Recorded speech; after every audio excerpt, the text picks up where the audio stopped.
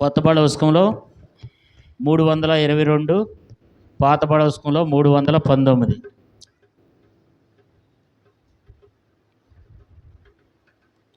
కొంత సమయమే మిగిలినది, కొంత సమయమే మిగిలినది, క్రీస్తేసు ప్రభువు తిరిగి వచ్చున్, క్రీస్తేసు ప్రభువు తిరిగి వచ్చున్. లేసమైనాను జాగు చేయడు, లేసమైనాను జాగు చేయడు, ప్రభు వచ్చు వరకు కనిపెట్టుము, ప్రభు వచ్చు వరకు కనిపెట్టుము. నిశ్చయముగా ఆయన వచ్చును, నిశ్చయముగా ఆయన వచ్చును. ప్రభు రాకనెవరు ప్రేమింతురు, వారిని ప్రభు కొనిపోవును. ప్రభు రాకనెవరు ప్రేమింతురు, వారిని ప్రభు కొనిపోవును. కొంత సమయమే మిగిలినది, కొంత సమయమే మిగిలినది, ఆయన రాకడ సమీపము, ఆయన రాకడ సమీపము. సహవాసములో నిలచియుండి, సహవాసములో నిలచియుండి, ప్రభు వాక్యమునకు లోబడియు, ఆయన కొరకై కనిపెట్టెదం. ప్రభు వాక్యమునకు లోబడియు, ఆయన కొరకై కనిపెట్టెదం. కొంత సమయమే మిగిలినది, కొంత సమయమే మిగిలినది, తిరిగి వచ్చున్, క్రీస్తేసు ప్రభువు తిరిగి వచ్చున్. లేసమైనాను జాగు చేయడు, లేసమైనాను జాగు చేయడు.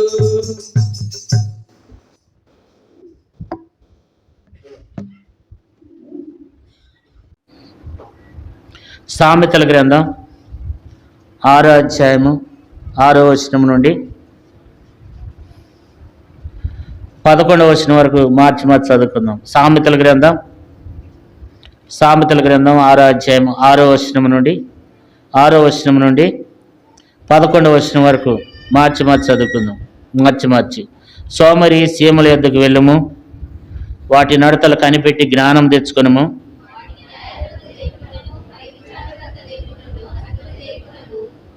అవి వేసవి కాలమందు ఆహారం సిద్ధపరచుకును, కోత కాలమందు ధాన్యం కూర్చుకును. ఇంకా కొంచెం నిద్రించేదను, ఇంకా కొంచెం కునికెదను, కొంచెం చేపు చేతులు ముడుచుకుని పరుండేదనని నువ్వు అనుకొనుచుందువు.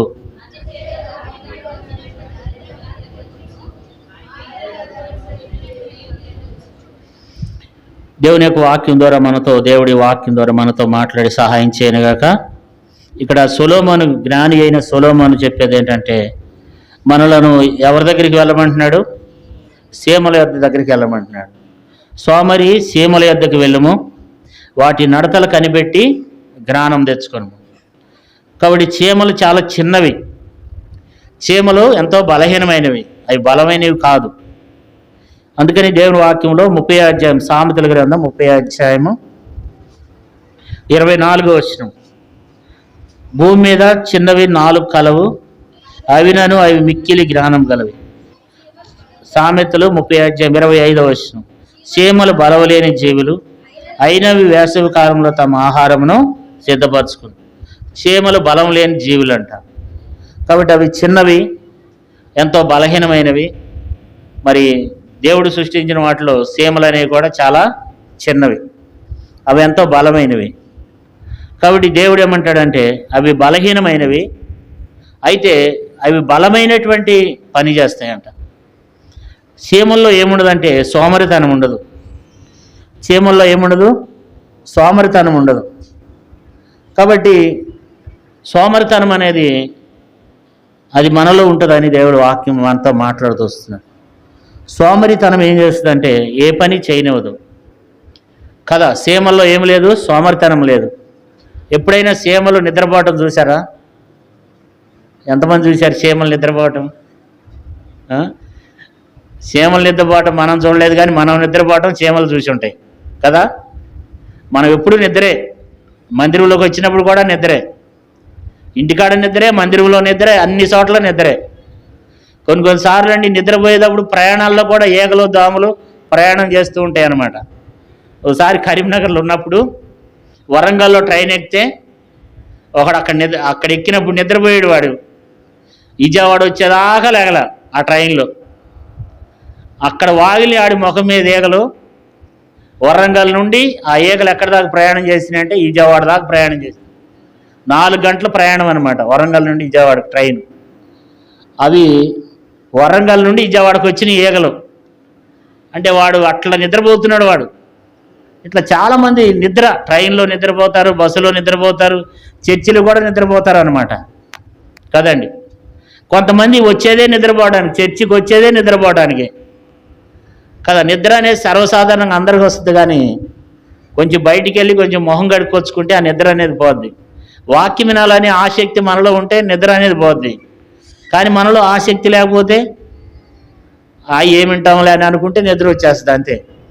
దేవుని వాక్యాన్ని నిద్రపోయే వాళ్ళకి దేవుడు హెచ్చరిక ఏంటంటే దేవుని వాక్యాన్ని నిర్లక్ష్య పెడుతున్నాం.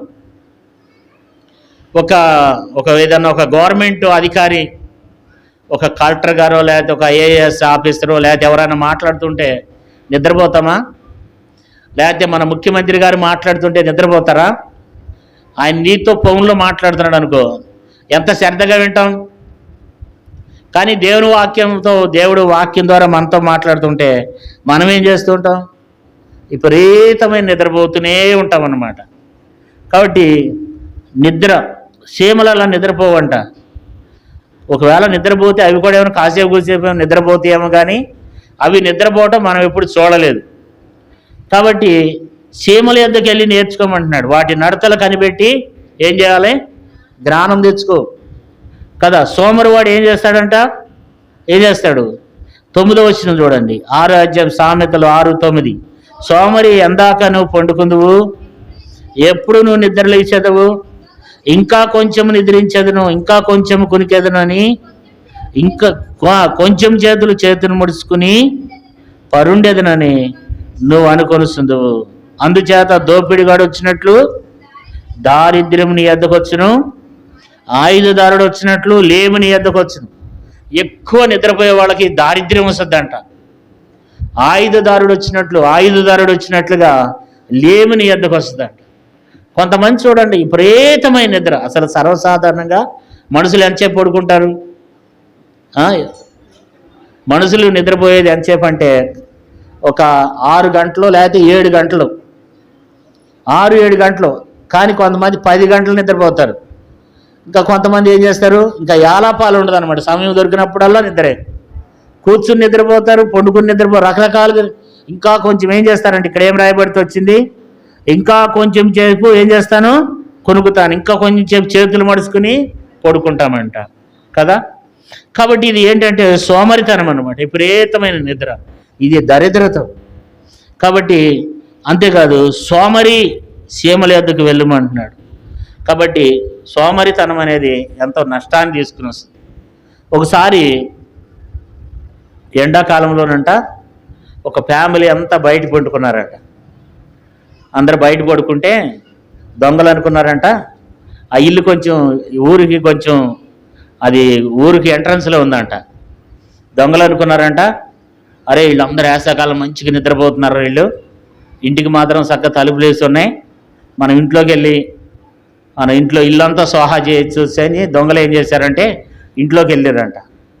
ఇంట్లోకి వెళ్ళి అరే ముందు దొంగతనం కంటే ముందు మన ఇంట్లో ఏమైనా ఉందాం తిందాం నడవండి అని చెప్పి కిచెన్ రూమ్లోకి వెళ్తేనంట, కిచెన్ రూమ్లో ఏమి లేవంట, తినటానికి ఏమీ లేవంట, కనీసం ఒక దినుసుల డబ్బా లేదు, ఏమీ లేవు తినటానికి. మీరు చూసే ఉంటారు న్యూస్లో కొంతమంది దొంగలు ఇంట్లోకి దొంగతనానికి వచ్చి ఇంట్లో కోడిగుడ్డు ఉంటే కోడిగుడ్లు ఆమ్లెట్లు వేసుకు తిన్న సందర్భాలు కూడా ఉన్నాయి. దొంగలు ఏం చేస్తారు, తినటానికి కూడా వస్తారన్నమాట.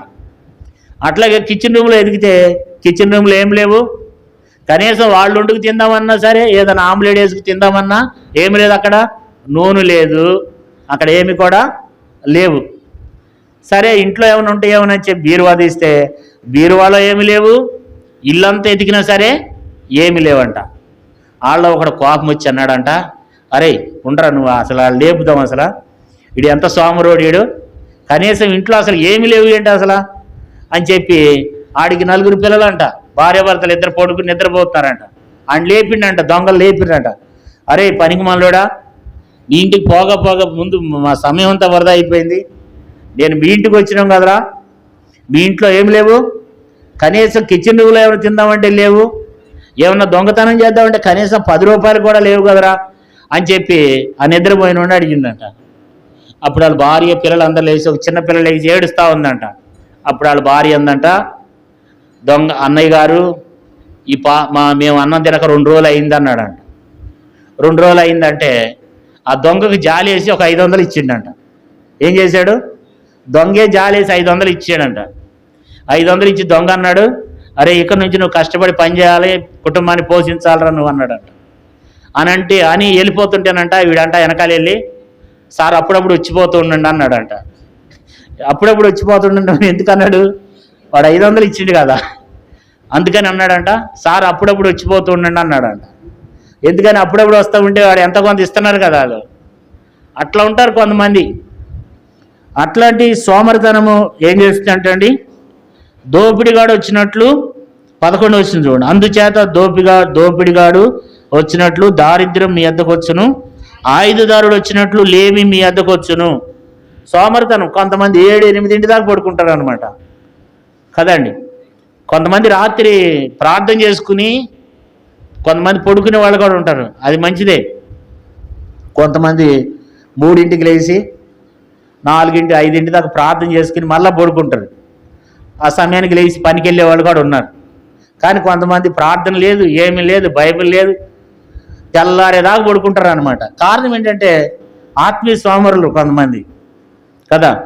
కాబట్టి సీమల్లో ఏముండదు, సీమల్లో సోమరితనం ఉంటుంది. సీమల్లో ఏముంటుంది, సురుకుదనం ఉంటుంది అనమాట కదా.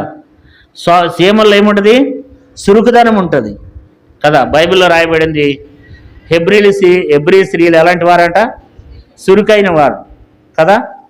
వాళ్ళు ఎంతో సురుకైన వారండి. దేవుని బిడ్డలైన వారు మనం ఏమై ఉండాలంటే సురుకైన వారంగా ఉండాలి. సురుకుగా ఉండుట మహాభాగ్యం అంట. సామెతలు 12వ అధ్యాయము, సామెతలు 12వ అధ్యాయము, సామెతల గ్రంథం 12వ అధ్యాయము 27వ వచనం చూడండి. 27వ వచనం, సోమరి వేటాడినను పట్టుకొనుడు, సురుగ్గా ఉండుట గొప్ప భాగ్యం. అంటే సీమలు అలాంటివంటే సురుకైనవి. ఈ ఉదయకాల సమయంలో దేవుడు మనకు నేర్పించేది ఏంటంటే మనం కూడా సురుకైన వారంగా ఉండాలి. దేవుడు నాతో కూడా మాట్లాడుతున్నాడు, కూర్చున్న మీతో కూడా మాట్లాడుతున్నాడు. మనలో ఏముండకూడదు, సోమరితనం ఉండకూడదు, మనలో సురుకుదనం ఉండాలి. లేచి నిలబడంగానే లేచి నిలబడాలి, కూర్చోండి అనగానే కూర్చోవాలి కదా. కాబట్టి సోమరితనం, కొంతమందికి ఆ సురుకుదనం ఉండదు. కొంతమంది అన్నం తిన్నారనుకోండి, అన్నం తిన్న తర్వాత కూడా అక్కడే కూర్చుంటారు, ఇక ఎంతసేపు అయినా సరే అక్కడే కూర్చుంటారు. ఇంకా కొంతమంది అయితే ఏమంటారంటే వాళ్ళ పాపనో కొడుకుని ఎవరో వచ్చి, అరే ఇడారా కొంచెం నీళ్లు తీసుకురా, ఇదిగో చెయ్యి అక్కడే కడుగుతారు. ఇక లేచి కొంచెం చింకు దగ్గరికి వెళ్ళి బయటికి వెళ్ళి చేయి కడుక్కోరు, అక్కడే చేయి కడుక్కొని అక్కడే కాసేపు అట్లే నిద్రపోయేవాడు కొంతమంది ఉంటారు, అక్కడే తలవాలు చేసి కొంతమంది. ఇదంతా ఏంటంటే సోమరితనం అన్నమాట. కానీ సోమరితనము మనలో ఉండకూడదని చురుకుగా ఉండటం మహాభాగ్యం అన్నమాట. కాబట్టి చురుకుగా ఉండాలని దేవుడు కోరుకుంటున్నాడు. దేవుని ప్రజలైన వారు చురుకుగా ఉండాలి, అన్నిటిలో కూడా ఏమై ఉండాలి, చురుకుగా ఉండాలి. కాబట్టి సీమల నుండి దేవుడు మనకు నేర్పించే విషయం ఏంటంటే, అందుకు ఇక్కడ సొలొమోను ఏమంటున్నాడు, సోమరి సీమల యొద్దకు వెళ్ళము, వాటి నడతలు కనిపెట్టి జ్ఞానం తెచ్చుకో. వాటి దగ్గరికి వెళ్ళు, వాటి నడతలు కనిపెట్టు, అవి ఏ రీతిగా జీవిస్తున్నాయో వాటిని చూసి. చీమలకి ఊపిరితిత్తులు ఉండవంట, చీమలకి మనకు వలే మెదడు ఉండదు కదా. చీమలు చాలా చిన్నవి, కానీ అవి ఎంతో చురుగ్గా పనిచేస్తూ ఉంటాయి. అయితే దాని దగ్గరికి వెళ్ళి కనిపెట్టి చూడు, దాన్ని పెట్టి చూసి నువ్వేం చేయాలంటే జ్ఞానం తెచ్చుకోమన్నాడు. కాబట్టి చీమల యొద్దకు వెళ్తేనే మనకు తెలుస్తుందంట కదండి. చీమల యొద్దకు వెళ్ళి వాటి యొద్ద నేర్చుకోమంటున్నాడు.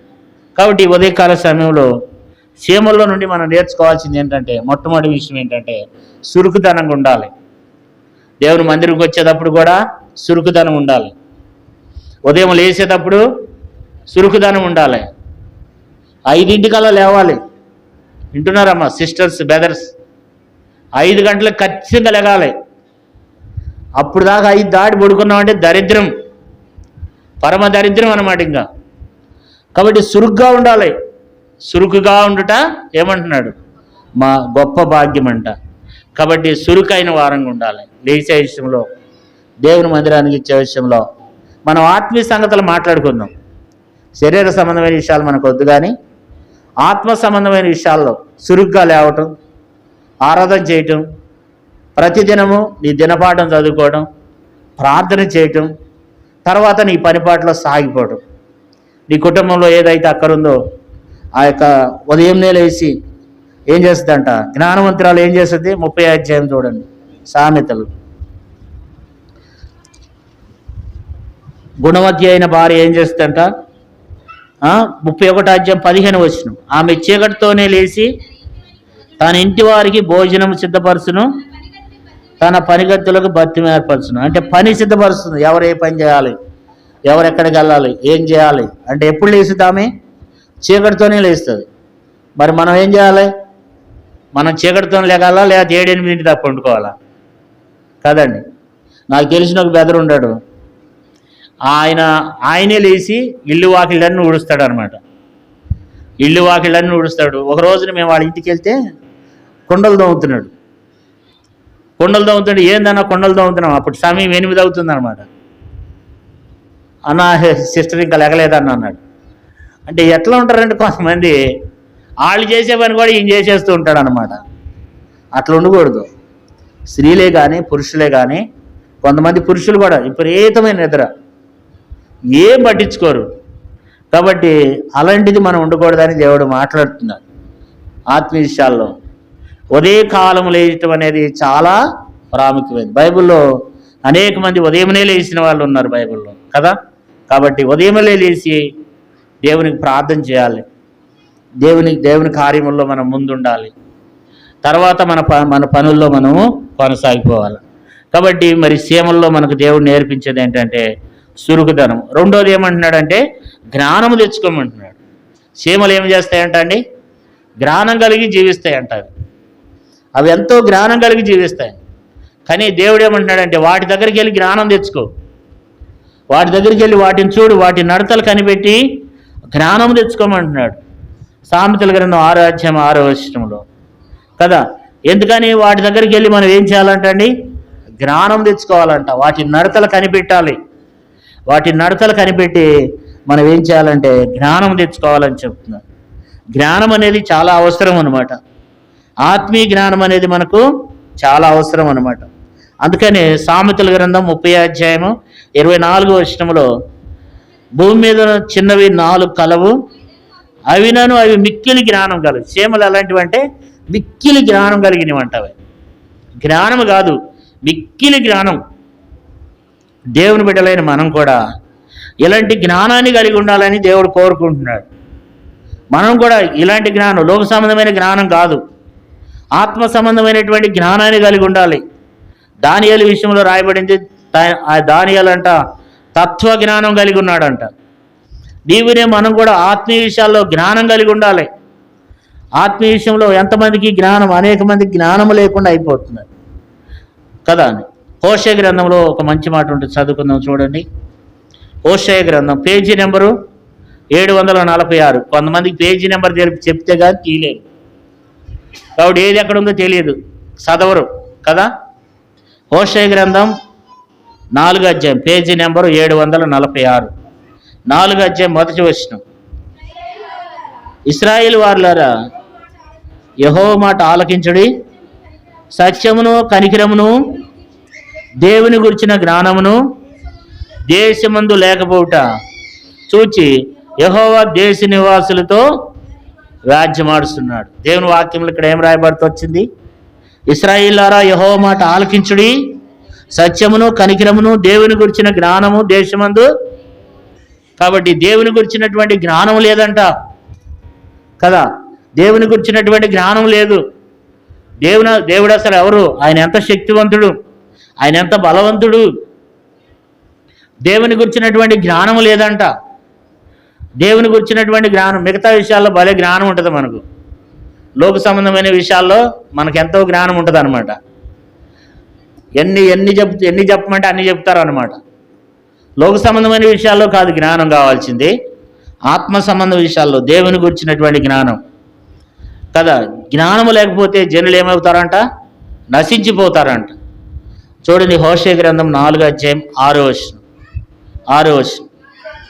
నా జనులు జ్ఞానము లేని వారై నశించుతున్నారు, నువ్వు జ్ఞానమును విసర్జించున్నావు గనుక నాకు యాజకుడు కాకుండా నేను నిన్ను విసర్జింతును. నీవు నీ దేవుని ధర్మశాస్త్రం మర్చితివి కనుక నేనును నీ కుమారులను మారుతాను. ఇక్కడ మనం చూసినట్లయితే నా జనులు జ్ఞానము లేని వారు ఏం చేస్తున్నారు? నశించిపోతున్నారు. కారణం ఏంటంటే జ్ఞానం లేదు.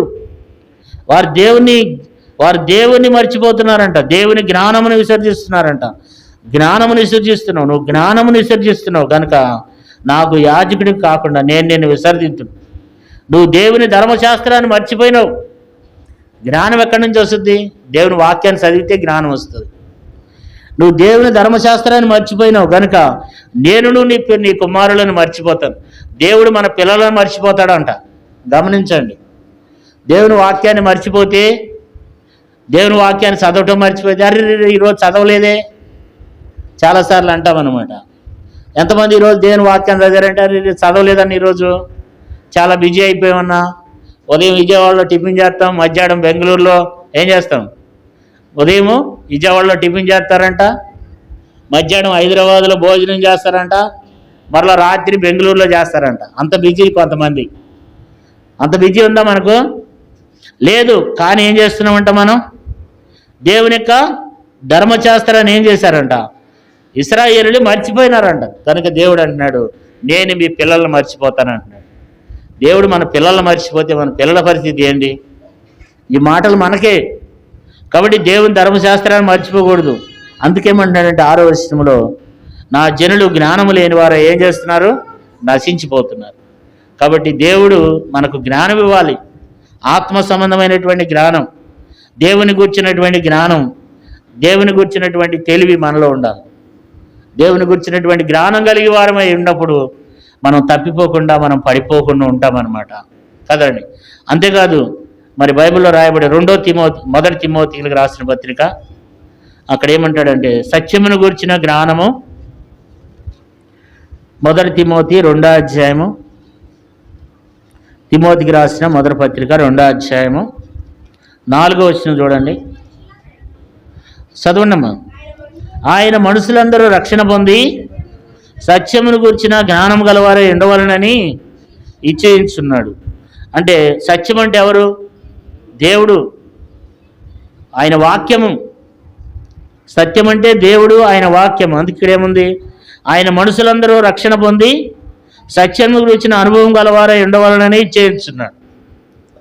కానీ అంచె దినాల్లోనంట, ఈ అపాయకరమైన దినాల్లో ఉన్నాం మనం. ఈ అపాయకరమైన దినాల్లో ఉండి ఎంత వాక్యం చెప్పినా ఇంకా దాని అనుభవ జ్ఞానాన్ని ఇంకా మనం ఎరగని వారమే ఉంటున్నామంట. సత్యమును గూర్చినటువంటి అనుభవ జ్ఞానాన్ని ఎంత విన్నప్పటికీ ఇంకా దాన్ని ఎరగని వారై ఉంటున్నారట. అంచెదినంలో ఆ రీతిగా ఉంటామంట. తిమోతికి రాసిన 2వ పత్రిక 3వ అధ్యాయము ఎల్లప్పుడూ నేర్చుకుంటున్నప్పటికి కూడా 6-7 వచనాలు. 2 తిమోతి 3వ అధ్యాయం 6-7 వచనం.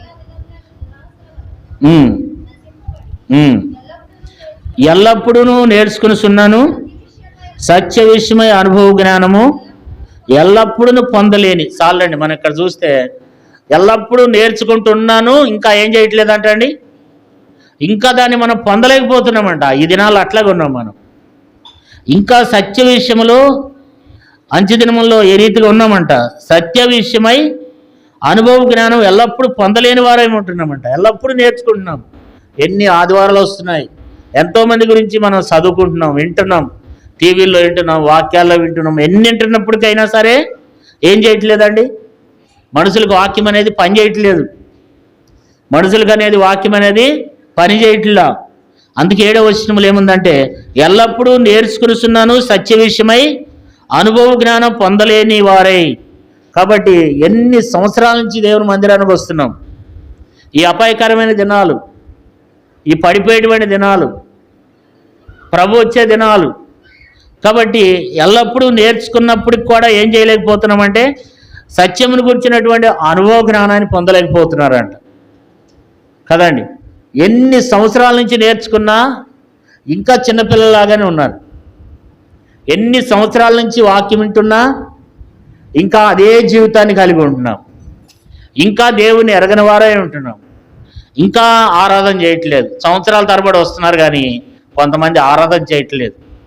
అంటే దేవుడు నీకు ఆధారంగా లేడా? దేవుడు ఎంత బాధపడతాడో మీ విషయంలో. ఆరాధన చేయని వాళ్ళందరూ అవిధేయులండి. ఎందుకంటే దేవునికి ఇవ్వనటువంటి వారు, దేవునికి ఇవ్వడానికి మనసు లేదు నీకు. నోరు తిరగడానికి మృతుడిగా ఉన్నావు నువ్వు. ఆరాధించలేకపోతున్నారు. సంవత్సరాలు అవుతుంది రక్షంపడి. దేవుడు నీకు ఆధారంగా లేడా? దేవుడు నిన్ను పోషించడం లేదా? దేవుడు నిన్ను కాపాడలేదా? ఆరాధన చేయడానికి ఉరకలేయాలి. ఆరాధన చేయడానికి ఎంత ఉరకలేయాలి? కారణం ఏంటంటే దేవుని గురించినటువంటి జ్ఞానం, అవిధేయత. ఆరాధించడానికి నోరు తెరవలేకపోతున్నాం. దేవుని బిడ్డలారా, మనం ఎలాగున్నామో మనం కేవలం విని విడిచిపెట్టేవారమే కాదు. ఇక్కడ బైబిల్ ఏం రాయబడింది? 7వ వచనంలో ఎల్లప్పుడూ నేర్చుకునిచున్నాను, సత్య విషయమై అనుభవ జ్ఞానం ఎల్లప్పుడూ పొందలేని వారమంట. ఎల్లప్పుడూ పొందటం లేదు. ఇంకా ఎరగని వారమే. ఇంకా చిన్నపిల్లల మాదిరి. ఇంకా చూడండి, సంవత్సరాలు గడుస్తున్నాయి, రోజులు గడుస్తున్నాయి, దేవుని ఆరాధిస్తున్నారా? ఇంకా చిన్నపిల్లలు వెళ్ళానే. ఆరాధిస్తున్నావా అమ్మంటే లేదన్నా, ఇంకా ఆరాధించడం లేదన్నా.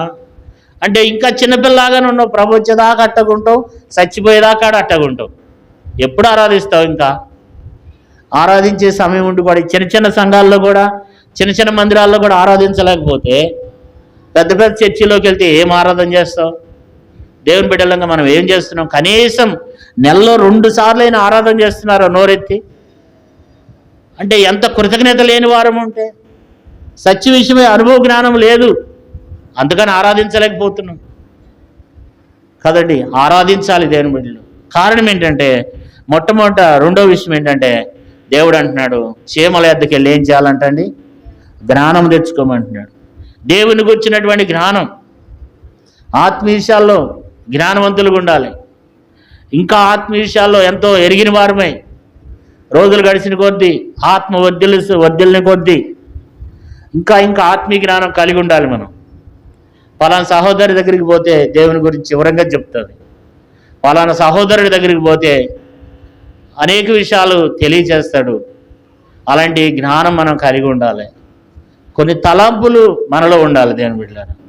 అలాంటి అనుభవాన్ని మనం కలిగి ఉండాలి. బైబిల్లో అక్కుల పిస్కెళ్ళాలు ఉన్నారంట. వాళ్ళు ఎవరు అంటే అపోలోకి వాళ్ళు ఏం చేశారంటే, అపోలో అనేటువంటి విద్వాంసుడు, లేఖనములందు ప్రవీణుడు, ఆయనకి దేవుని వాక్యాన్ని బోధించారంట వాళ్ళు. చూడండి వాళ్ళకి ఎంత ఆత్మీయ జ్ఞానం ఉందో. మనకుందా ఆత్మీయ జ్ఞానం? అయితే దేవుడు ఏమంటాడంటే, సోమరి చీమల ఎద్దకు వెళ్ళి వాటి నడతలు కనిపెట్టి జ్ఞానం తెచ్చుకోమంటున్నాడు కదండి. మొదటిది సులుకుదనం కలిగి, రెండోది జ్ఞానం కలిగి ఉంటాయంట. చిన్నవేనంట. మనకెంత ఉంటుందో మెదడు కదా, మనకి ఇంత మెదడు ఉంటుంది, కానీ మన మెదడు చురుకుదనం లేదంట.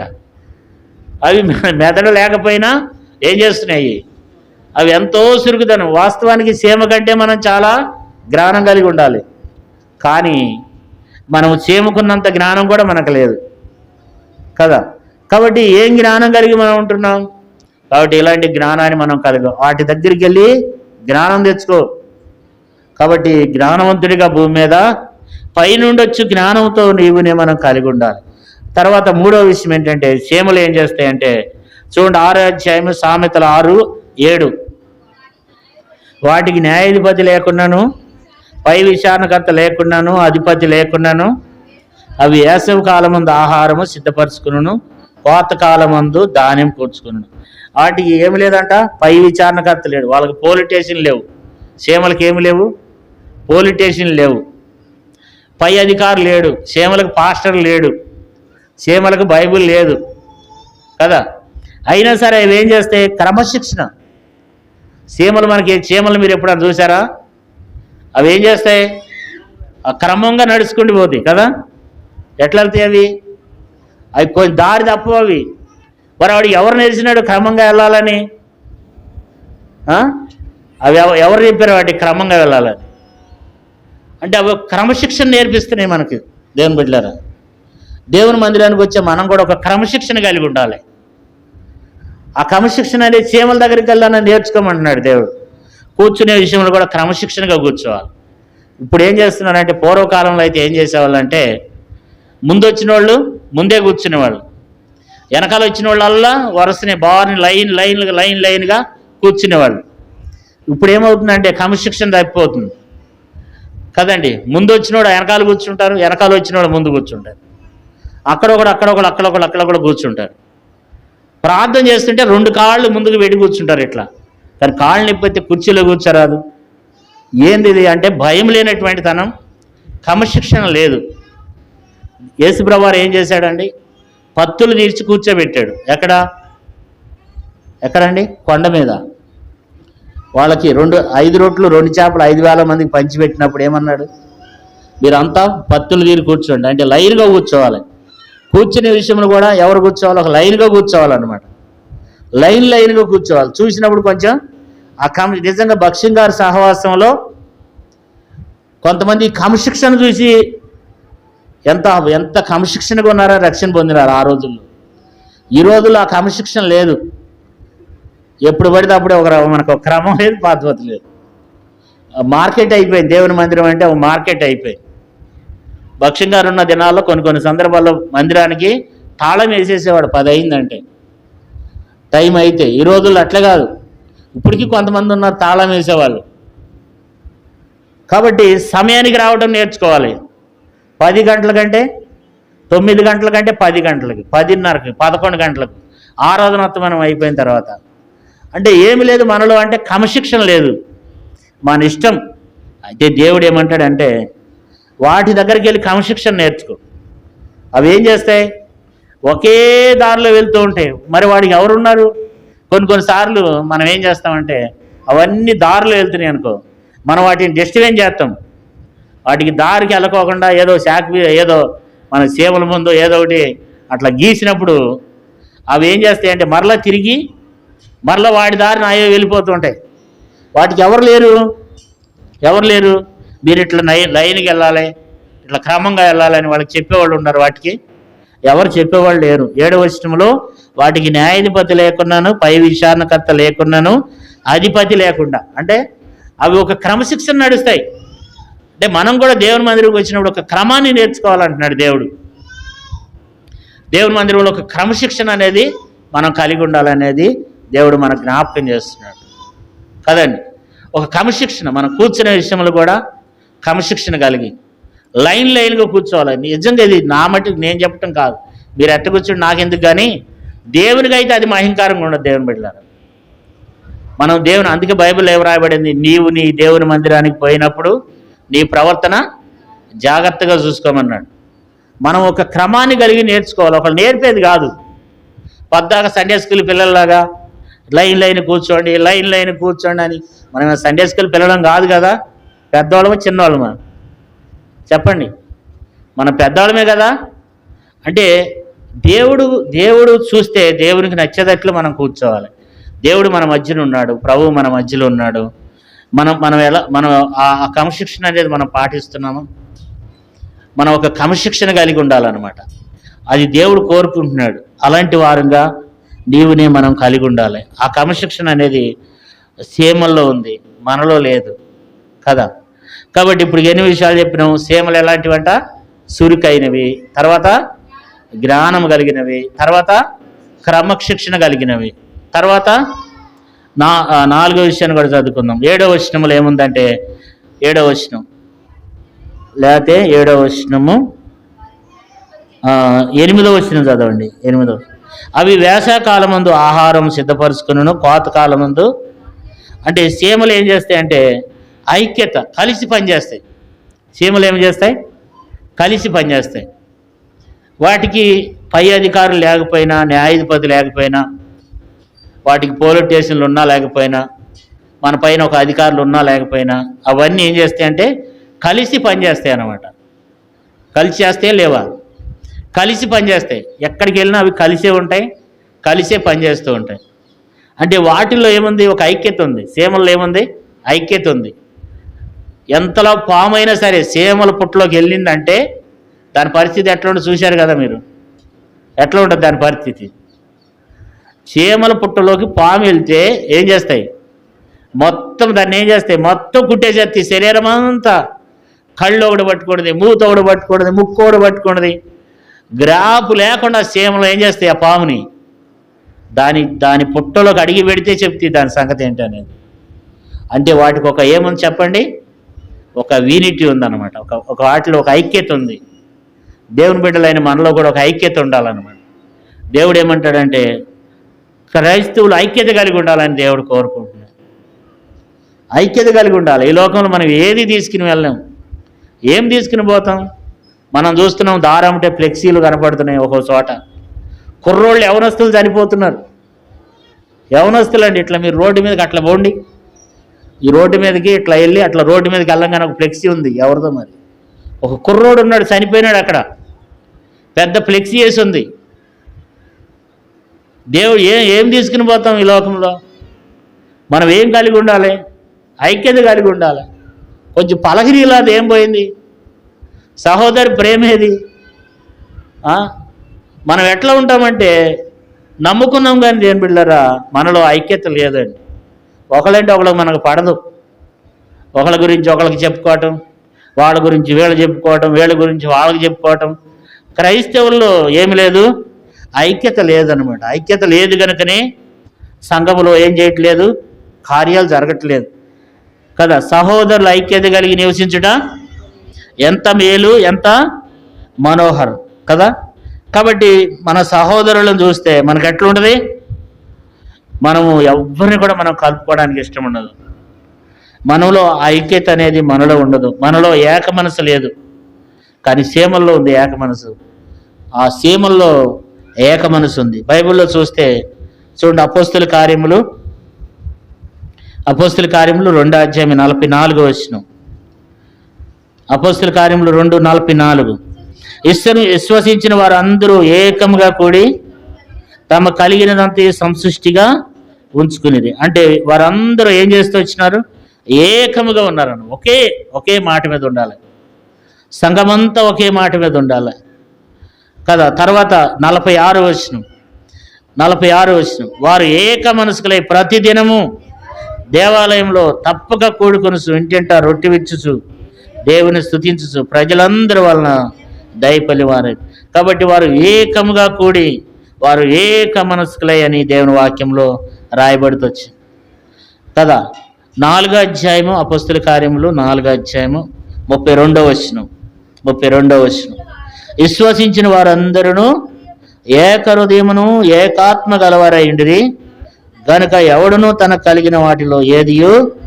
కాబట్టి ఇక్కడ మనం చూస్తే మరి వాళ్ళందరూ ఏమై ఉన్నారంటే వాళ్ళందరూ ఐక్యత కలిగి ఉన్నారన్నమాట.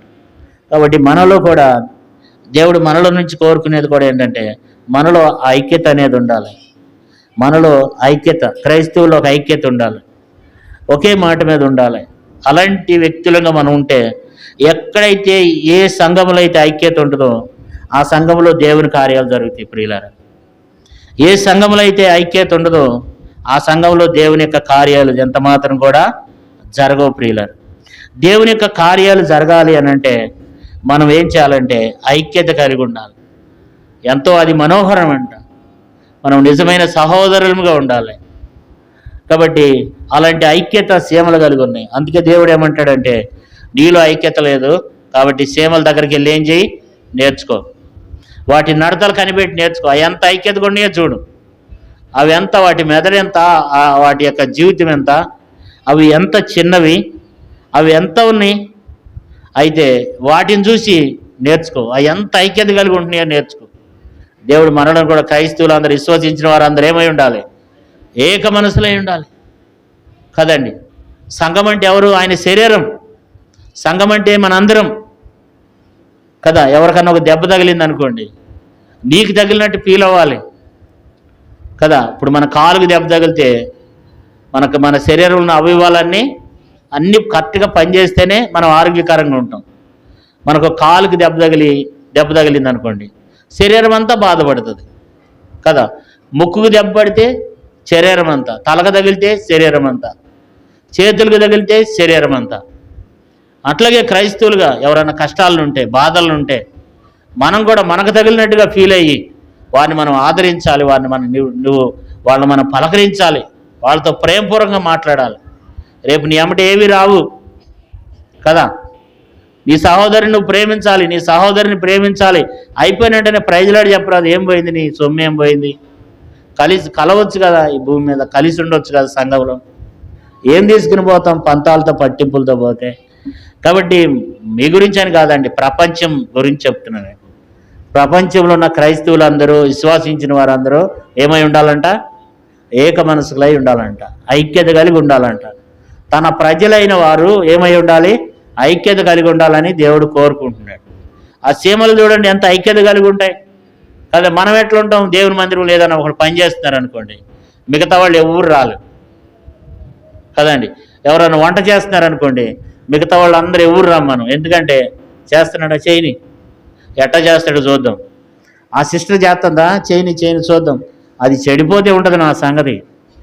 అంటే మనం కోరుకునేది కూడా ఎట్లా అంటే, ఎవరన్నా ఒక సిస్టర్ పని చేస్తుంది అనుకోండి కిచెన్లో, లేకపోతే పండగలప్పుడు ఎవరైనా వంట చేస్తున్నారు అనుకోండి, ఆయనకి ఇచ్చారా ఈరోజు, సరే చూద్దాం ఎట్లా చేస్తాడో చూద్దాం. మనం ఎవరు వెళ్ళొద్దు. ఆమె ఏం చేయాలి, ఆ వంట చెడగొడితే ఉంటుంది మనకు ఎంత సంతోషం ఉంటుందో లోపల. ఆ వంట చెడిపోతే ఎట్లా ఉంటుంది. అరే ఒకళ్ళు చేస్తున్నారు కదా, నేను కూడా వెళ్ళాలి, నా వంతు నేను కూడా చేయాలనేటువంటి ఐక్యత అనేది మనలో లేదు. దేవుడు అందుకే మనలో ఒక ఆత్మకార్యాలు జరగట్లేదు, గొప్ప కార్యాలు జరగట్లేదు. దేవుడు ఎంతో దుఃఖపడుతున్నాడు మన యొక్క విధానాన్ని చూసి కదా. మనకు నచ్చిన వాడు ఇక్కడికి వచ్చి నిలబడితే మనం పలకరీని ప్రైజ్లాడు కూడా చెప్పమన్నమాట. ఆడెవడో పొరుగోడు, నాకు ఎందుకు అవసరం లేదు. కాబట్టి మనలో ఏమి నేర్చుకుంటున్నాం, ఇన్ని సంవత్సరాల నుంచి ఉంటున్నాం, ప్రభువుని బట్టి మనం ప్రేమిస్తున్నామా, ఆ సహోదరి ప్రేమ మనలో ఉందా. కాబట్టి మనం ఏం చేయాలంటున్నాడంటే దేవుడు ఐక్యత కలిగి ఉండండి. క్రైస్తవులు ఐక్యత కలిగి ఒక మాట మీద కలిగి ఉంటే సంఘం క్షేమాభివృద్ధి కలుగుద్ది. అనేక కుటుంబాలు సంఘంలోకి వస్తాయి కదా. కాబట్టి సీమల నుంచి మనకు ఏమి నేర్చుకోవాలి, ఐక్యత. ఇప్పుడు ఎన్ని విషయాలు నేర్చుకునే అవి సీమలు సురికైనవి, జ్ఞానం కలిగినవి, క్రమశిక్షణ కలిగినవి, ఐక్యత కలిగినవి. 5వ విషయం ఏంటంటే అవి కష్టపడి పనిచేస్తాయంట. 8వ వచనంలో ఏమి రాయబడింది ఇక్కడ, సామెతలు 6:8. అవి వేసవి కాలమందు ఆహారము సిద్ధపరుచుకొనును, కోత కాలమందు ధాన్యం కూర్చుకుంటాయి. సీమల తత్వం ఏంటంటే కష్టపడేటువంటి తత్వం. సీమలు ఏం చేస్తాయి, కష్టపడతాయి. కాబట్టి ప్రతి ఒక్కరు కష్టపడి సంపాదించుకోవాలి. కష్టపడుతున్నాం. ఎంతమంది కష్టపడుతున్నారు, కొంతమంది కష్టపడటానికి ఇష్టం ఉండదు అనమాట. ఆడెవడన్నా టీవీలో సెల్ ఫోన్లో ఎవడన్నా ఫోన్ చేసి మీ పేరు మీద లాటరీ ఉందండి, ఈ రోజుల్లో మోసపోయేది ఎందుకో చెప్పనా. మొన్న ఒక ఆమె నాకు ఫోన్ చేసి మీ పేరు మీద మీకు సోలార్ సిస్టమ్ ఉంటుంది కదా, కరెంటు పోయినప్పుడు ఉపయోగించుకునేది, అదంట నా పేరు మీద వచ్చిందంట సోలార్. అది ₹1,00,000 ఖరీదు అయిద్దంట. ఆ అమ్మాయి ఏమంటుందంటే నాకు ఫోన్ చేసి, మీరు అర్జెంటుగా ఒక 20,000 పంపిస్తేనండి మేము దాన్ని మీ పేరు మీద పంపించేస్తామంట. నేనన్నా దాన్ని ఇక్కడికి పంపించమ్మా, అప్పుడు మేము డబ్బులు ఇస్తాంలే అన్నా. అట్లా కుదరదండి. అట్లా కుదరనప్పుడు ఎందుకు అంటే ఇతరులు మనల్ని మోసం చేస్తున్నారంటే అర్థం ఏంటి కదా. ఒక ఆయనంట ఒక ₹1,00,000 పంపిస్తే మీకు 50 లక్షలు వస్తాయంటే ఆయన ₹1,00,000 పంపించేసిండంట. ఇంకంతే. ఇట్లాంటి మోసాలు. ఎందుకంటే కష్టపడటానికి ఇష్టపడలా, సులువుగా తెల్లారేసరికి బిల్డింగ్లు కట్టేయాలి కదా. కాబట్టి కష్టపడాలి. కష్టపడింది ఎప్పుడు కూడా కష్టపడ్డ దానికి ఫలితం తగ్గుద్ది అనమాట. కాబట్టి చీమలు ఏం చేస్తూ ఉంటాయంటే కష్టపడతాయి అనమాట. కష్టపడితే అయితే మన కష్టమే కాదు, మన కొరకే కాదు, దేవుని కొరకు కూడా ఈ భూమి మీద ఏం చేయాలి? మనం కష్టపడాలి. దేవుని కొరకు కూడా మనం కష్టపడాలి. చాలాసార్లు ఈ రోజుల్లో మనం మన కుటుంబం కొరకు, మన పిల్లల కొరకు, మన కొరకు కష్టపడుతున్నాం. కానీ దేవుని కొరకు ఎంతమంది కష్టపడుతున్నారు? దేవుని కొరకు కష్టపడటం లేదు. మళ్ళీ ఆదివారం నాడు వచ్చారనుకో, మళ్ళీ ఆదివారం నాడు వస్తారు మీరు. అంటే దేవుని కొరకు ఏం చేయట్లేదు? కష్టపడటం లేదు. కాబట్టి దేవుని కొరకు కూడా కష్టపడాలి. దేవుని కొరకు కూడా ఈ భూమి మీద ఏం చేయాలి? బైబిల్ ఏమి రాయబడింది? మీ కొరకు పరలోకంలో ధనం కూర్చుకోండి అన్నాడు. మీ కొరకు పరలోకంలో ధనం కూర్చుకోమంటే ఇంత డబ్బు తీసుకుని వెళ్ళి అక్కడ దాయటం కాదు. ఈ భూమి మీద పరలోకంలో మన కొరకు ఏం చేయాలి? ధనం కూర్చుకోవాలంటే ఈ భూమి మీద మనం చేసే పనులు, దేవుని కొరకు మనం పడే కష్టం కదా. ఈ భూమి మీద మనం ఎంతో కష్టపడాలి. ఈ భూమి మీద మనము కష్టపడి ఈ భూమి మీద ప్రభు కొరకు జీవించి మనం పరలోక రాజ్యంలో ధనం సమకూర్చుకోవాలి. ఎంతవరకు ఈ భూ సంబంధమైన ధనం సమకూర్చుకుంటుంటే దీన్ని ఎంత దాచుకున్నా చివరికి ఎవడో దాన్ని అనుభవించాల్సింది. నీకు ఎన్ని చేపల చెరువులు ఉన్నా, ఎన్ని రొయ్యల చెరువులు ఉన్నా, ఎంత కష్టపడ్డా, ఎంత చేసినా ఈ భూ సంబంధమైనవి ఏంటంటే ఇక్కడ విడిచిపెట్టి వెళ్ళిపోవాల్సిందే. ఈ లోకం కొరకు కష్టపడండి, నీ కుటుంబం కొరకు కష్టపడు. దేవుని కొరకు కూడా కష్టపడాలి కదండి. దేవుని కొరకు ఏం చేయాలి? కష్టపడాలి. ప్రతి ఆదివారం మందిరానికి రావాలి. ఎన్నో పనులున్నా పక్కన పెట్టాలి. ప్రతి కూడికలకు రావాలి. దేవుని కొరకు కూడా కష్టపడాలి. ఇవి నీ వెనకాల వస్తాయి. ఇవి నీ వెనకాల వస్తాయి. ఒకసారి ముగ్గురు బాటసార్లు ఏం చేస్తున్నారంటే ప్రయాణమై వెళ్తూ ఉన్నారంట. వెళ్తున్నప్పుడు అక్కడ చిన్న కంకర రాళ్ళు, చిన్న చిన్న రాళ్ళు ఉన్నాయంట. గులకరాళ్ళు లాంటివి అక్కడ ఉంటే ఒక స్వరం వినపడిందంట వాళ్ళ ముగ్గురికి. ఒక స్వరం వినపడి, మనిషి ఎవరు లేరు కానీ ఒక స్వరం వినపడి, అయ్యా మీరు నడుచుకుంటూ వెళ్తున్నారు కదా, మీరు వెళ్తూ ఇక్కడ ఇన్ని గులకరాళ్ళు ఉన్నాయి, మీరు ఎంత మోసుకుంటారో, ఎంత తీసుకెళ్తారో అంత తీసుకోండి. దీన్ని మీరు ఇంటికి తీసుకెళ్ళిన తర్వాత మీకు సంతోషం కలుగుద్ది, దుఃఖం కూడా కలుగుద్ది అని చెప్పారంట ఆ స్వరంలో. అయితే ఏదో స్వరం వినపడింది కదా అని చెప్పి కొంతమంది ఏం చేశారంట, వాళ్ళు ముగ్గురు ఏం చేశారంటే వాళ్ళు మోయగలిగినంత ఇన్ని గులకరాళ్ళు తీసుకుని ఆ 2-3 బస్తాలు తీసుకుని ఇంటికి వెళ్ళినారంట. ఇంటికి వెళ్ళిన తర్వాత ఆ గులకరాళ్ళు ఏమైపోయినాయి అంటే వజ్రాలు అయిపోయినాయి అంట. ఆ మూటలు చూపిస్తే ఆ గులకరాళ్ళు చూసినప్పుడు అన్ని వజ్రాలు వెళ్ళి దగదగ మెరిచిపోతున్నాయి అంట. అప్పుడు వాళ్ళకి సంతోషం కలిగిందంట. తర్వాత బాధ కూడా కలిగిందంట. ఏం బాధ? ఇంకా కొంచెం తెచ్చుకుంటే బాగుండేది కదా అని దుఃఖం కలిగిందంట. అరే కొంచెమే తెచ్చుకున్నాం కదా, ఇంకా కొంచెం తెచ్చుకుంటే బాగుండేది అంటే రేపు పరలోక రాజ్యంలో కూడా, ఇది ఉదాహరణకు చెప్తున్నాను కానీ రేపు పరలోక రాజ్యం కూడా మన ఎమ్మటే ఏది రాదు. కానీ దేవుని కొరకు కష్టపడిందే మన ఎమ్మట వస్తుంది అనమాట. దేవుని కొరకు నువ్వు ఎంతైతే కష్టపడతావో అవన్నీ దేవుడు రాసిపెట్టి ఉంచుతాడు. క్రీస్తునందు ప్రయాసము వ్యర్థం కాదు. ఈ లోకములు ఏదైనా వ్యర్థమే. సొలొమోను ఏమన్నాడు? వ్యర్థము సమస్తము వ్యర్థమేనన్నాడు. కానీ ప్రభువునందు ప్రయాసం మాత్రం వ్యర్థం కాదు. బైబిల్లో ఉంది, ఈమె ప్రభువునందు బహుగా ప్రయాసపడిందంట. కొంతమంది గురించి ఉంది. ప్రభు కొరకు ప్రయాసపడాలి, ప్రభు కొరకు కష్టపడాలన్నమాట. కాబట్టి సీమలు కూడా మనకు ఏమి నేర్పిస్తున్నాయి అంటే కష్టపడే తత్వాన్ని నేర్పిస్తున్నాయి. కాబట్టి దేవుని కొరకు మనం కష్టపడాలి. తర్వాత ఆరో విషయాన్ని కూడా చదువుకుందాం. ఆరో విషయం కూడా, చీమలు ఏం చేస్తాయంటే చీమలు తమ కాలాన్ని ఎరిగినాయి. చీమలు తమ కాలాన్ని ఎరిగినాయి అన్నమాట. ఇక్కడ ఏం రాయబడి 8వ వచనం చూడండి. అవి వేసవి కాలం ముందు ఆహారం సిద్ధపరచుకును, కోతకాలం ముందు ధాన్యం కూర్చుకును. అవి ఏం చేస్తే, ఒక కాలం వస్తుంది, వర్షాకాలం వస్తుంది. వర్షాకాలం వస్తే బురదలో నడవలేవయి. వర్షాకాలంలో అటు ఇటు తిరగాలంటే తిరగలేవు. కాబట్టి భయంకరమైన ఎండాకాలం వస్తుంది. ఆ ఎండాకాలంలో ఆ ఎండలో అటు ఇటు అవి నడవలేవు, ఎందుకంటే చిన్న జీవులు. కాబట్టి కోతకాలం ముందు ఎప్పుడైతే చల్లగా వాతావరణం బాగుంటుందో, ఎప్పుడు ధాన్యం దొరుకుతుందో ఆ టైంలో ధాన్యం ఏం చేస్తాయి, అవి సమకూర్చుకుంటాయి అంట. అంటే కోతకాలం ముందు ధాన్యం ఏం చేస్తాయి అంటే అవి సమకూర్చుకుంటాయి అన్నమాట. బాగా వర్షాకాలం వస్తుంది అనుకోండి, అవి ఆ పుట్టలో లోపలుండి దాదాపు 80 లక్షలు చీమలు ఉంటాయంట. ఒక్కొక్క పుట్టలో 80 లక్షల చీమలు ఉంటాయంట. అవన్నీ ఏం చేస్తూ ఉంటాయంటే, అవన్నీ కూడా ఐక్యత కలిగి అన్నీ బయటికి రావు, కొన్ని మాత్రం బయటకు వస్తాయి. కొన్ని కాపలా ఉంటాయంట, రకరకాలుగా చెప్తారు, మనకు తెలియదు. కొన్ని లోపలే ఉంటాయి, కొన్ని బయటకు వస్తూ ఉంటాయి. అవన్నీ కష్టపడి ఏం చేస్తాయంటే, దాని పుట్ట తవ్వు చూసినప్పుడు దాని పుట్ట నిండా ఏముంటాయి, బీపి గింజలు, వడ్లు గింజలు, ఇవన్నీ ఆ పుట్ట నిండా నిలవ ఉంటాయి, స్టాక్ ఉంటాయి. అంటే అవి మనకి ఏం జ్ఞాపకం చేస్తున్నాయి అంటే, సిద్ధపాటుని జ్ఞాపకం చేస్తున్నాయి. ప్రభు వచ్చినప్పుడు నువ్వు సిద్ధపడి ఉండాలి. ఆత్మీయంగా ఈ భూమి మీద అన్నీ సిద్ధపరచుకోవాలి. కాలం ఎరగాలి. మన కాలం ఎప్పుడు వచ్చినా మనకు తెలియదు, మనం ఎప్పుడు ఏమవుతామో మనకు తెలియదు. అయితే ముందే మనం ఏం కలిగి ఉండాలి, ఆత్మీయంగా మనం బలపరిచి ఉండాలి, సిద్ధపాటు కలిగి ఉండాలి కదా. చీమలు ఏం చేస్తూ ఉన్నాయి, అవి సిద్ధపాటు కాలం ఎరిగినాయి అన్నమాట. మనకు తెలుసా కాలం, మనకు తెలుసా కదా. మన కాల విలువ మనకు తెలియకుండా ఉందన్నమాట. మన సియోను పాటలో ఒక పాట ఉంది, కాల విలువ నీకు తెలియకపోయాను కన్నీరు గార్చెదవని ఉంది.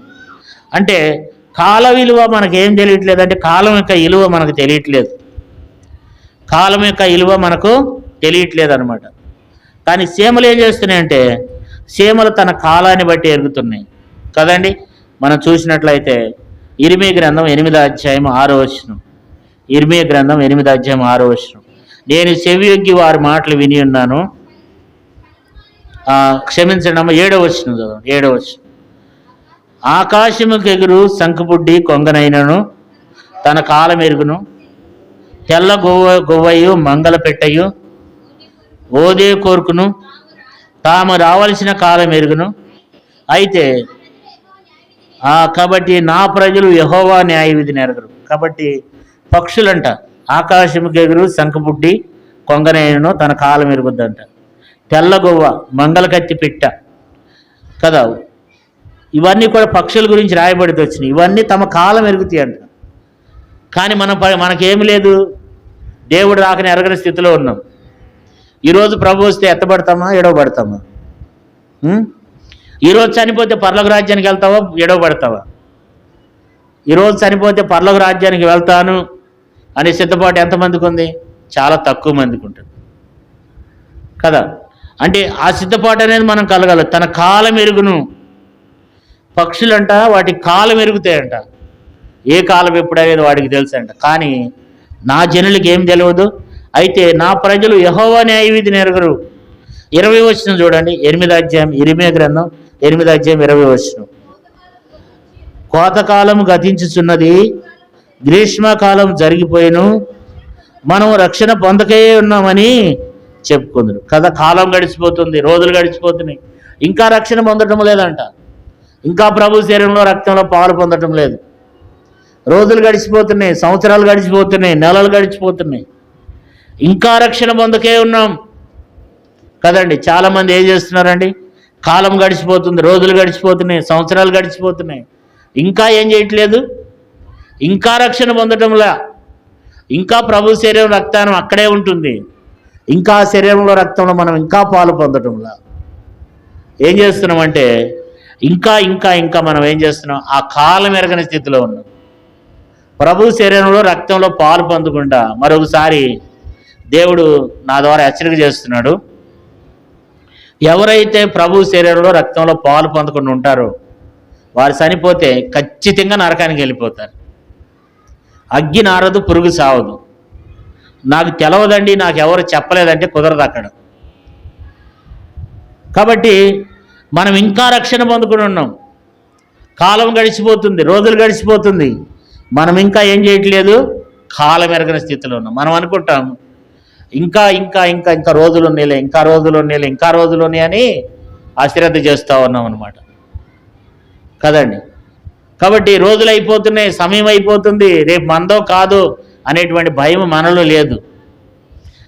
ప్రభువుని ఎరిగిన వారు కూడా, రక్షణ పొందిన వాళ్ళు కూడా ఆత్మీయంగా సిద్ధపడలేదు, ఆత్మీయంగా బలపరచబట్టలేదు. సీమలు మనకు ఏం జ్ఞాపకం చేస్తున్నాయంటే కాలం ఎరిగి జీవిస్తున్నాయి. నువ్వు నీ కాలం ఎరిగినావా? నీ కాలం ఎప్పుడు ముగియనో నీకు తెలుసునా? నీ గడియ ఎప్పుడో నీకు తెలుసునా? నువ్వు కాలం ఎరిగినావా? ఈరోజు చనిపోతే పరలోక రాజ్యానికి వెళ్తావా, నరకానికి వెళ్తావా? సీమలు అయితే ఏం చేస్తున్నాయంటే సిద్ధపాటుని మనకు జ్ఞాపకం చేస్తుంది. ముందుగానే సిద్ధపరచుకుంటుంది. ఎండాకాలంలో, వర్షాకాలంలో ఆ చిన్న చిన్నగా నడుచుకుంటూ వెళ్ళలేవు, బురదలో నడవలేవు, ప్రశాంతంగా భూగర్భంలో ఉండి తన పుట్టల్లో ఉండి ప్రశాంతంగా ఉంటాయి.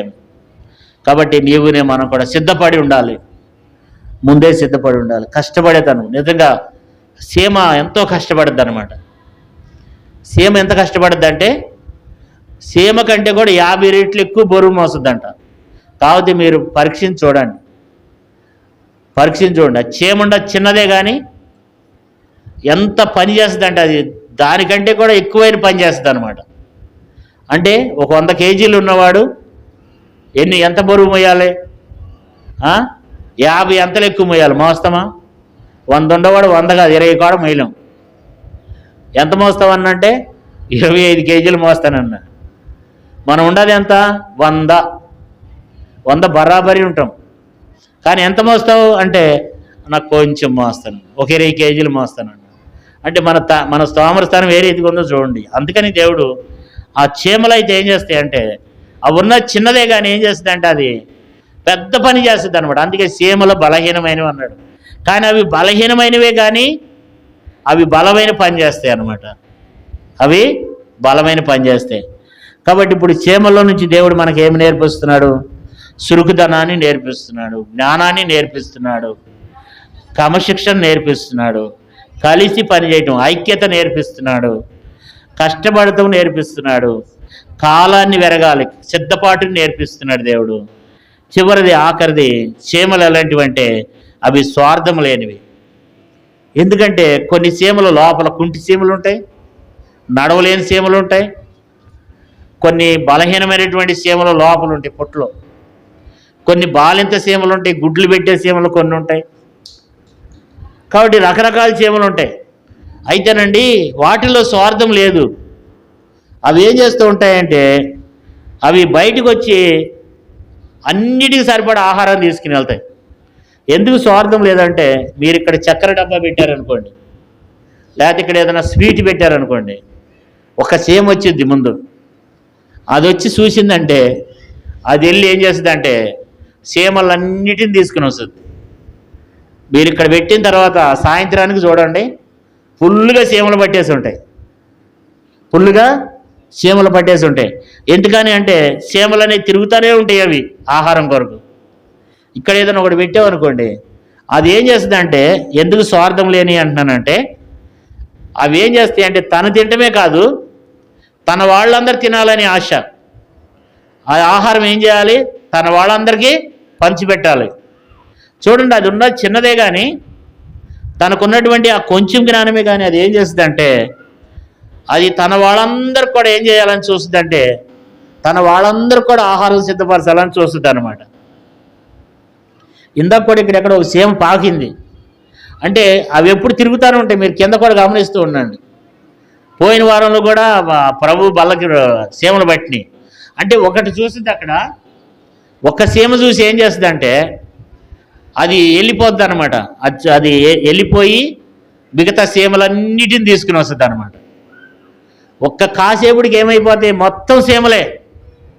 కారణం ఏంటంటే నేను ఒక్కదానే చూసేలే, నేను కడుపు నిండా తినేసి వెళ్ళిపోదామని అనుకోదు అది. తను తిని తన వాళ్ళందరిని తీసుకుని వచ్చి అందరు తినాలని కోరుకుంటుంది సీమ. మనం కూడా అట్లా ఉండాలి. దేవుని బిడ్డలం కూడా మనం కూడా అట్లా స్వార్థం లేకుండా ఉండాలి. మనం కూడా ఏం చేయాలి? అలాంటి స్వార్థం ఉండకూడదు. నేనే చేయాలి, నేనే కనపడాలి, నాదే జరగాలి అనేది మనలో ఉండకూడదు. నేనే తినాలి, మేమే అభివృద్ధి చెందాలి. మనకు ఆటోల మీద ఉంటుంది, అందరూ బాగుండాలి, అందులో నేను ఉండాలని. మనం కూడా దేవుని బిడ్డలంగా దేవుడు సీమలు మనకి ఏం నేర్పిస్తున్నాయి అంటే అందరూ బాగుండాలి, అందులో నేను ఉండాలనుకోవాలి. అలాంటి స్వార్థం లేని జీవితాన్ని జీవించాలి దేవుని బిడ్డ. ఎవరన్నా బాగుపడిపోతుంటే ఇష్టం ఉండదు మనకు. ఎవరన్నా అభివృద్ధి చెందుంటే అంటే నేనైనా అంతే, మనిషి స్వభావం, నేను గొప్పని చెప్పటలా, మన స్వభావం అలాంటిది. అయితే దేవుడు మనతో మాట్లాడుతున్నాడు, బిడ్డ నువ్వు స్వార్థం లేకుండా జీవించాలి నా కొరకు అంటున్నాడు. ఆ సీమలు ఏం చేస్తాయంటే అవి స్వార్థం లేనటువంటివి. అవి తిని తన వాటందరికీ తీసుకుని వెళ్తాయి. పెద్ద సమూహాన్నే తీసుకుని వస్తాయి అన్నమాట. అక్కడ పెట్టినటువంటి ఆ స్వీట్కి వందల సంఖ్యలో చీమలు పట్టేస్తాయి అక్కడ. కారణం ఏంటంటే వాటిల్లో ఉన్నటువంటి చిన్నవే కానీ వాటిని చూసి మనం ఏం చేయాలి? జ్ఞానం తెచ్చుకోవాలి. సొలొమోను మహాజ్ఞాని, ఆయన రాస్తూ వచ్చినాడు. మరి నీవునే మనం కూడా అలాంటి జ్ఞానాన్ని మనం సంపాదించుకోవాలని, అలాంటి చీమల వలె మనం ఉండాలని దేవుడు కోరుకుంటున్నాడు. చీమలు చూసి ఏం చేయాలంటే అండి, 6వ అధ్యాయం 6వ వచనం చివరిగా చదువుకుందాం. సామెతల 6వ అధ్యాయం 6వ వచనం. సోమరి చీమల యొద్దకు వెళ్ళుము, వాటి నడతలు కనిపెట్టి జ్ఞానము తెచ్చుకొను. బైబిల్లో రాయబడింది 2 చోట్ల చీమల గురించి. ఒకటి సామెతల గ్రంథం 6వ అధ్యాయంలో 6వ వచనంలో, తర్వాత 30వ అధ్యాయంలో. ఈ 2 చోట్లే చీమల గురించి రాయబడింది. కానీ చీమల గురించి దేవుడు ఎంతో అద్భుతంగా దేవుడు కొన్ని తలంపులు మనకి ఇస్తున్నాడు. వాటిని చూసి మనం నేర్చుకోవాలి. చీమల్లో ఏమేమి ఉన్నాయి అనుకున్నాం? చీమల్లో సురుకుదనం ఉందండి. మనలో ఉందా సురుకుదనం? లేస్తారు ఉదయం 5ంటికి, తీర్మానం చేసుకోండి. అక్కోళ్ళు అన్నోళ్ళు ఎంతమంది లేస్తారు ఉదయం 5ంటికి ఈరోజు నుంచి? సత్యవాద ఒక్కొక్కటి లేసిద్దంట, సంటానం లేస్తాడంట, కొంతమంది చిన్నగా లేపుతున్నారు. అంటే మనం ఏం చేయాలి చెప్పండి అమ్మా? ఏం చేయాలి? చురుకైన వారంగా ఉండాలి. బైబిల్ చదువుతారు ఈ రోజు నుంచి అమ్మా? చెప్పండి, తీర్మానం చేసుకోండి దేవుని సన్నిధిలో. మాట్లాడట్లేదు. ఆంధ్రలో ఒక సాగుతుందంట, బెల్లం కొట్టిన రాయిలాగా ఉంటారంట. బెల్లం కొట్టిన రాయి అంటే కాబట్టి అట్లా ఉండకూడదు. ఏమై ఉండాలి చెప్పండి? ఎబ్రీ స్త్రీలు చురుకైన వారు. మనం కూడా ఏం చేయాలి? ఆ చురుకుదనాన్ని నేర్చుకోవాలి కదా. తర్వాత జ్ఞానం. దేని గురించి జ్ఞానం? ఆ సీరియల్ అట్లా ఉంది, ఆ సీరియల్లో అది జరిగింది, ఈ సీరియల్లో ఇది జరిగింది, ఆ సినిమాలో అది జరిగింది, లేకపోతే ఆ ముఖ్యమంత్రి ఇట్లా ఉన్నాడు, ముఖ్యమంత్రుల గురించి. తర్వాత అక్కడ అది రాజకీయాలు అవి కాదు. దేని గురించి కావాలి? దేవుని గురించినటువంటి జ్ఞానం. దేవుని గురించినటువంటి జ్ఞానం. తర్వాత క్రమశిక్షణగా రావటం, సమయానికి రావటం. వస్తారా సమయానికి? అసలు మాట్లాడట్లేదు చూడండి. అంటే మేము అట్లా అంటే ఇన్నదంతా ఏమైపోవాలి? ఇన్నదంతా బరి మీద పోసినట్టే. గేదె మీద నీళ్లు పోస్తుంటాయా? మాట్లాడట్లేదు, వస్తామన్నా అంటలేదు. కొంతమంది అన్నారు వస్తామన్నా అని. కాబట్టి క్రమశిక్షణ రావాలి, క్రమశిక్షణగా కూర్చోవాలి. ఒక్కొక్కడు ప్రార్థన చేస్తుంటే ఒక్కొక్కడు 2 కాళ్ళు ముందుకు పెడతారన్నమాట. అంటే ఏముండదు? క్రమశిక్షణ ఉండదు. క్రమశిక్షణ లేకుండా కూర్చోవటం, అక్కడొకరు ఎవరికి నచ్చిన రీతిగా వాళ్ళు కూర్చోవటం అట్లా కాదు. మనం ఏమై ఉండాలి? క్రమశిక్షణ నేర్చుకోవాలి. అది దేవునికి ఇష్టం అన్నమాట, మనుషులకు కాదు. తర్వాత అవి ఏం చేస్తాయి? ఐక్యత కలిగి ఉంటాయి కదా, కలిసి పనిచేస్తాయి. మందిరంలో ఎవడన్నా పని చేశారనుకో, వాళ్ళు పని చేస్తున్నారా, చేయని, వాళ్ళు చేసినప్పుడు మనం రావద్దురా. అరే పలానోడు మందిరంలో, మన దగ్గర కాదులేండి, దేశం అంతా అట్లా ఉంది. కానీ అరే పలానోడు పని చేస్తున్నాడు, వాళ్ళు చేస్తున్నారా, చేయని. ఇక వాళ్ళు రారు, ఇక 2వ బ్యాచ్ రారు. అంటే కలిసి పని చేయడానికి ఇష్టం ఉండదు, ఐక్యత కలిగి ఇష్టం ఉండదు. దేవుడు ఇక్కడి నుంచి దేవుడు మనకు అంటున్నాడు, సహోదరుడు సహోదరి నువ్వు కూడా ఐక్యత కలిగి ఉండాలి. ఎవరైనా ఒకడు పని చేస్తుంటే నేను కూడా వెళ్ళి చేయాలి అనేటువంటిది ఐక్యత. కాబట్టి దాంట్లో మనం పాలు పొందడం అనేది ఐక్యత. ఎవరైనా చేయని కొన్నిసార్లు నీకు చిన్న పని ఇవ్వచ్చు, నువ్వు బాగా సీనియారిటీ అనుకో ఏ పనిలోనైనా, అయితే కొన్నిసార్లు చిన్న పనే ఇవ్వచ్చు. ఇచ్చేది ఎవరు? పని దేవుడు. బైబిల్ ఎవరు రాయబడింది? నీవి కొంచెములో మిక్కిలి నమ్మకం ఉన్నందున దేవుడు ఏం చేస్తాడు? నేను అనేకమైనటువంటి వాటి మీద నేను నీకు నియమిస్తానన్నాడు. కాబట్టి దేవుని మందిరంలో కొంచెమే, కానీ ఆ పని మనం ఐక్యతతో చేయాలి, ఐక్యత కలిగి జీవించాలి. తర్వాత మనం ఏం చేయాలి? కష్టపడాలి. కష్టపడవన్నావు కదన్నా అని ఆదివారం కూడా ఆగిపోయి ఆదివారం కూడా ఇంటికాడ ఉండటం కాదు. దేవుని కొరకు కూడా ఏం చేయమన్నాను? కష్టపడమంటున్నాడు దేవుడు కదా.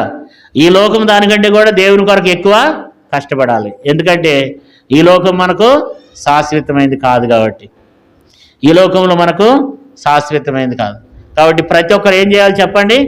కష్టపడాలి. కష్టపడాలి. తర్వాత మనం సిద్ధపాటు కలిగి ఉండాలి. అవి ఏం చేస్తున్నాయి? మనకు సిద్ధపాటు నేర్పిస్తున్నాయి, అంటే కాలం ఎరిగి జీవిస్తున్నాయి అన్నమాట. కాబట్టి మనం కూడా సిద్ధపాటు కలిగి, తర్వాత అవి ఏడోదిగా ఏం చేస్తున్నాయి? స్వార్థం లేనివి. అవి తింటమే కాదు, మనమైతే ఏం చేస్తాం? మనం మాటకు తినేసి మన ఇంట్లో వాళ్ళకి కొంచెం తెచ్చుకుంటాం కదా. అవైతే అట్లా కాదంట. అవేం చేస్తాయి? మనమైతే ఏం చేస్తాం? మనమైతే మనకి ఏదైనా దొరికిందనుకోండి, మనం తెచ్చేసుకుని మనకు కావాల్సినంత తెచ్చేసుకుంటాం అన్నమాట, మన వరకే కదా. ఇక మిగతా వాళ్ళందరూ ఏం కావాలా? మిగతా వాళ్ళందరి గురించి మనకు అవసరం లేదన్నమాట. ఎందుకంటే మనం ఫెయిల్ అయినా పర్వాలా, మనం పాస్ అయిన పర్వాలేదు, ఎదుటివాడు ఫెయిల్ అయితే కనుక మనకు ఎక్కడలేని సంతోషం కదా. అట్లాంటి జీవితాన్ని మనం కలిగి ఉండకూడదు, కానీ మనము స్వార్థం లేని వారమై మనం కలిగి ఉండాలని దేవుడు మనకు హెచ్చరిక చేశాడు. మరి సీమల ఎద్దకు వెళ్ళమని దేవుడు చెప్తున్నాడు. వాటిని బట్టి ఏం చేయాలంట? వాటి నడతలు కనిపెట్టి మనం జ్ఞాపకం తెచ్చుకోవాలంట, జ్ఞానం తెచ్చుకోవాలంట. కాబట్టి మనకు సీమలు అనేక విషయాలు మనకు దేవుడు నేర్పిస్తూ వచ్చినాడు సీమల ద్వారా. కాబట్టి మనం కూడా ఆ రీతిగా ఉండాలని దేవుడు కోరుకుంటున్నాడు. దేవుడి కొద్ది మాటలను దీవించి ఆశీర్వదించును గాక. మోకరించండి, ప్రార్థన